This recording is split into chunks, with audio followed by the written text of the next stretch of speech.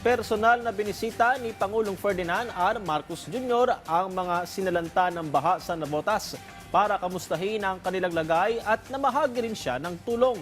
Nag-inspeksyon din ang Pangulo sa Tangos Tanza Navigational Gate at iniutos ang mabilis na pagsasaayos nito. Yan ang ulat ni Harley Valbuena. Dahil hindi pa passable sa light vehicles, kinailangan pang sumakay ng aming team sa military truck para makarating sa evacuation center sa Tanza National High School sa Navotas. Ang bahaging ito ng Tanza Bridge, nagsisilbi munang parking lot para maiiwas sa mga ito sa baha. Kaya naman laking tuwa na lamang ng mga lumikas na residente nang dumating si Pangulong Ferdinand R. Marcos Jr. upang maghatid ng tulong. Personal na inalam ng Pangulo ang kalagayan ng mga lumikas na pamilya at ang kanilang mga pangangailangan.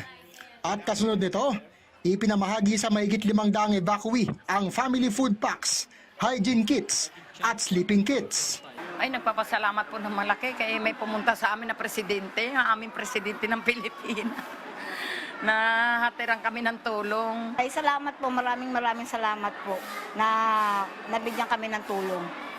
Kahit mismo, itong evacuation center sa Navotas ay hindi rin ligtas sa baha at mas tumataas pa ang tubig dito kapag high tide. Kaya naman sinisiguro ng Department of Social Welfare and Development na kahit papaano ay komportable ang mga evacuee. Bawat pamilya may sarili siyang modular tent na doon siya natutulog.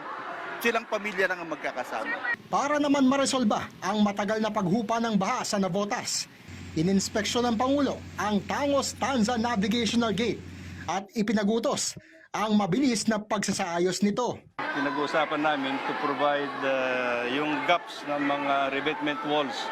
Kagad ang gagawin. And then the long-term solution here is actually to probably reconstruct the navigational gate.